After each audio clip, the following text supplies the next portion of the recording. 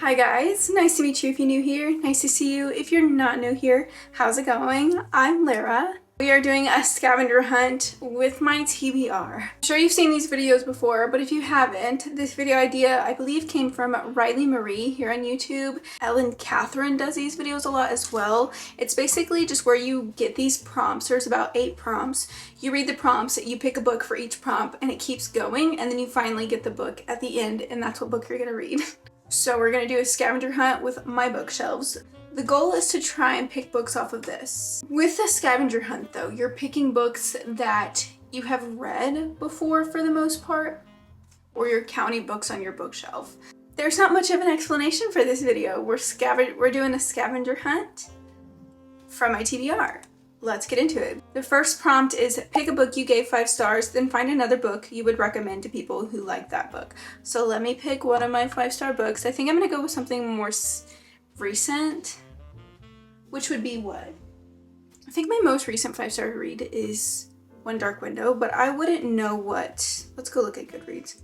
Okay, I found a recent 5-star book, and the book that I'm gonna recommend is also a 5-star book. A 5-star book that I read is Just for the Summer by Abby Jimenez. This is following Emma, who believes that she's cursed. Every guy that she dates, they end up breaking up, and that person finds their true love after they end up dating. But Justin is in the same boat. He also thinks he's cursed with the same curse. He dates a girl, they break up, she finds her true love, he's left there alone. One day he posts on Reddit about it, and she ends up seeing it. They make this plan of how about we date, and then after we break up, we'll find our true love. I absolutely love Abby Jimenez's writing, and this is one of my favorite books that I read this year, and it's just because it's Abby Jimenez. It's just the way that she writes a book. The book that I'm gonna recommend is This Spells Love by Kate Robb. The reason I'm gonna recommend this book is because of the whole cursed and magic feeling. This doesn't have magic in it.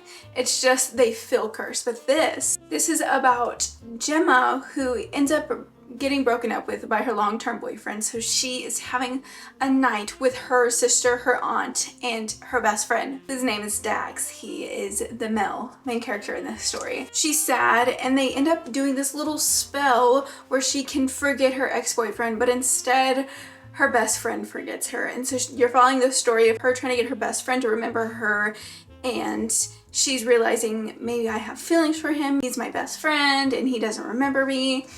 Not the same concept, but I think if you like Abby Jimenez, you would like Kate Robb's writing, and it just gives this like magical feeling, and I loved it so much. This is a debut novel.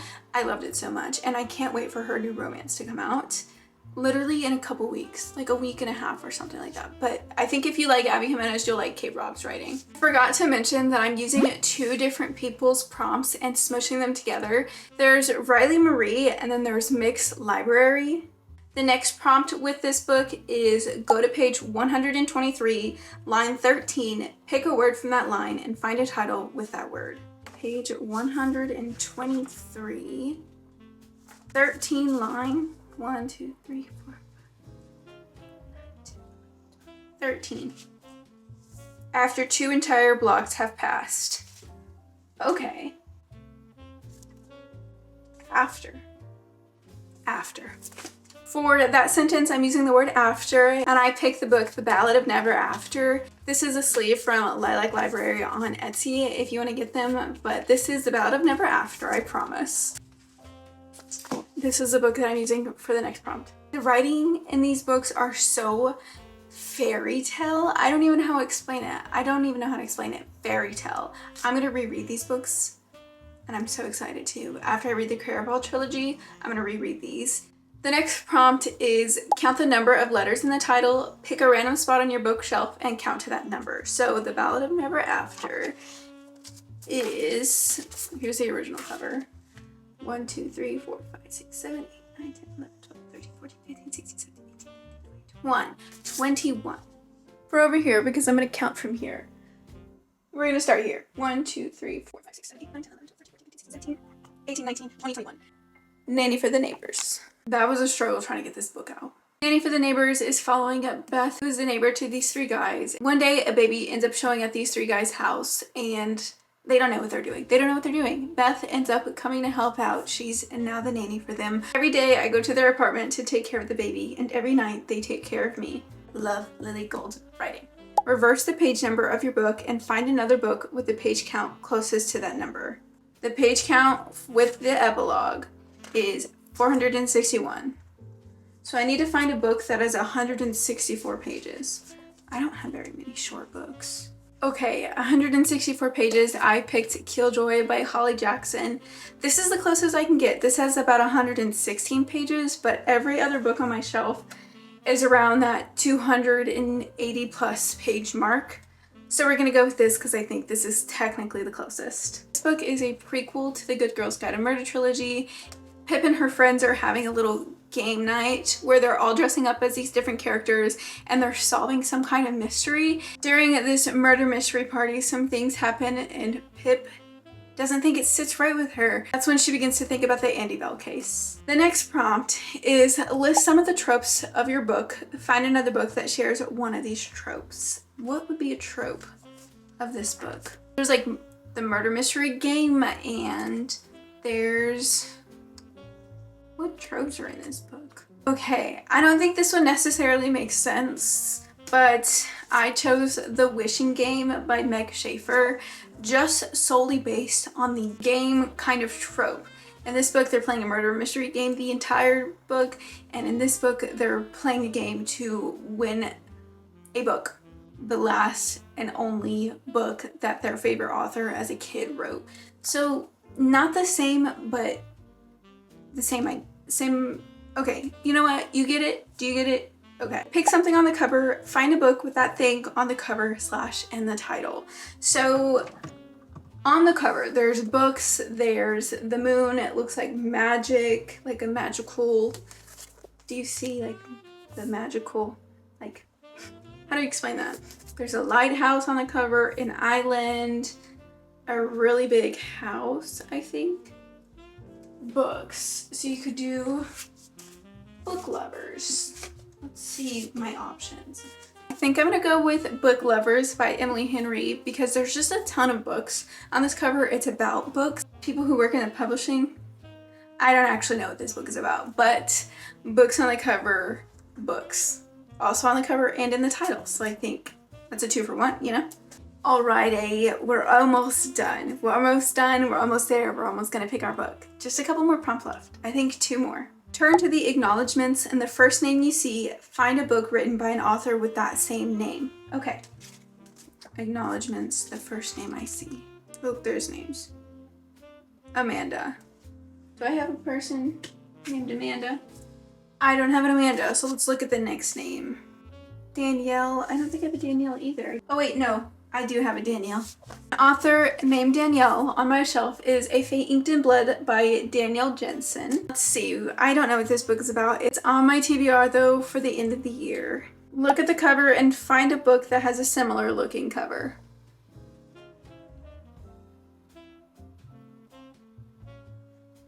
It's kind of hard to match, but I chose Bloodmarked by Tracy Dion because it looks kind of like maybe she's magical, maybe she has powers. Brie also looks like she has powers, so I think I'm gonna go with Bloodmarked. Okay guys, last prompt. Find another title with the same number of letters or words.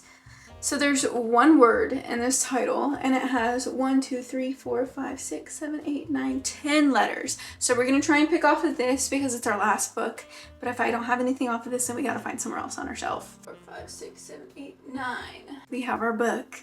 And it's definitely one that I've been putting off. So I guess I'm glad it worked out this way because I've been putting this book off and it's on my shelf of read before the end of 2024, so I guess it's a good thing. It has 10 letters in the title, and the book that I'll be reading is Book Lovers by Emily Henry. I've been putting off this book not for a good reason. Not for a good reason, it's just that I haven't wanted to read it. That's all. That's my reason, and it's a good one actually, so... No, I remember buying this as soon as it came out. I remember when I got the book, I didn't like the way the title felt. I don't like the way this feels, and I think that's part of the reason that it's put me off, because I don't like the way the cover feels. 2 rivals. One summer, 2 rivals, a plot twist they didn't see coming. So what I'm seeing so far is we have small town, rivals to lovers. They work in literary. She has a little sister that is her best friend, and my little sister is my absolute best friend. I love her so much. So he's an editor and she works as a literary agent. Reading the back of this, I'm actually pretty interested. I like the tropes that are in it, small town. I'm reading Book Lovers for our scavenger hunt, and I'm actually a little excited because I've been putting it off. Let's go read it, I guess. I hope I like it.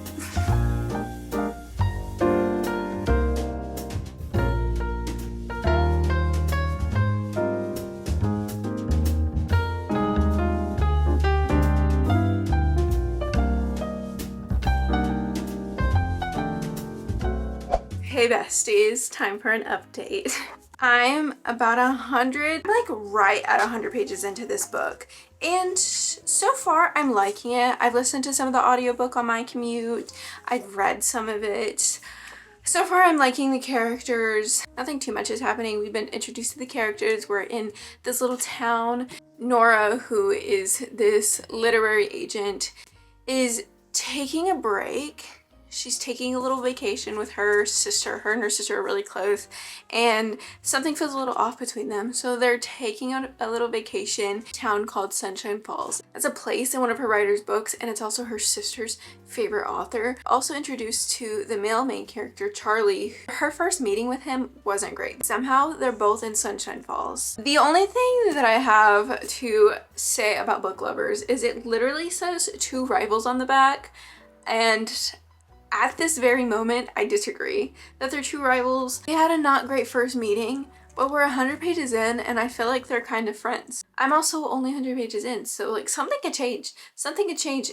It does literally say a plot twist they didn't see coming on the back, so something could change. I just don't believe that they're rivals. I really like the relationship between her and her sister Libby. I'm really close with my little sister and I hold her near and dear to my heart. And so I feel that in this book with these two sisters that they're really close and they love each other so much and they're each other's best friends. They tell them everything. Just their relationship, it's super cute. I love talking about books in a book. So I really appreciate that he's an editor and she's a literary agent, and we're seeing not so much that career. We're not really seeing too much of that career. I would like to see a little bit more. Right now I see that they're just really busy and their job is like 24/7, especially her as a literary agent, 24/7. That's really the update I have. I'm about 100 pages in. I'm 102 pages in, literally. So I still have about 300 pages to go. But I am listening to the audiobook during the commute, which makes it go a little bit faster. So hopefully I can get it done a lot quicker. So far I am enjoying the book a bit. So.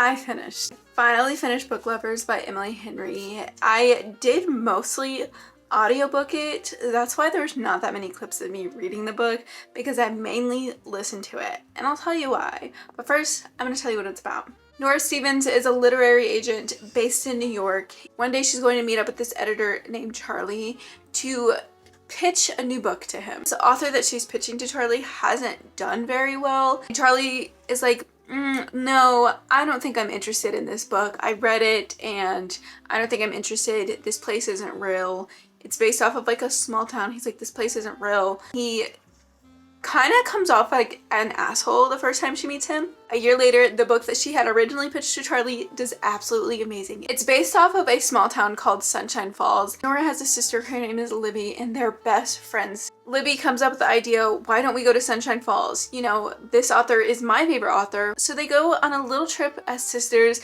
to Sunshine Falls. Charlie is also in Sunshine Falls, in the place that doesn't exist. You're watching Nora grow as a person, and you're watching her and Charlie grow together in this like friendship-based way. You're watching them in this small town. The reason I mainly did the audiobook was the idea of the story is fun. The one thing that I noticed about the story is that it says two rivals, and I disagree with them being two rivals. They don't have a great first meeting, but after that, it doesn't seem like that. I mean, they'll say like, oh, my arch nemesis or whatever, but they're really not rivals. I mainly did the audiobook because I just didn't feel like picking this book up. I enjoyed listening to the audiobook, and I don't know if that was just because I was still in like this same kind of slump that I've been in, or if it's just I didn't want to read the book. I don't know. It was still an enjoyable read. I don't want you to be mad at me because this is an Emily Henry book, and I know people love Emily Henry books, but I didn't love this book. I gave this book a 3.5 stars. I enjoyed the character growth, especially for Nora. I'm not really spoiling, but if you want to skip just a little bit ahead, skip a little bit ahead. Her sister comes up with this list of things that we have to do this summer. They talk about it, but they really only talk about one thing on that list. I enjoyed doing this video, read a book off the rest of my year TBR, which I feel like I've said in every single video recently, and I know I've said it in every single video. But I read a book off of there. I've read a book that's been sitting on my shelf for quite a while. It's fun doing the little scavenger hunt. I remember doing scavenger hunts when I was younger, and that was fun. Thinking of doing this again and then making my own prompts up for it. So let me know if you want to see that. If you don't, I might do it anyways. It doesn't matter. Anyways, we did a scavenger hunt of my bookshelves, and we ended up with Book Lovers, which was still a fun read. I'm glad that I finally read it. Other than that, I hopefully will see you next time. Bye! Thanks for watching.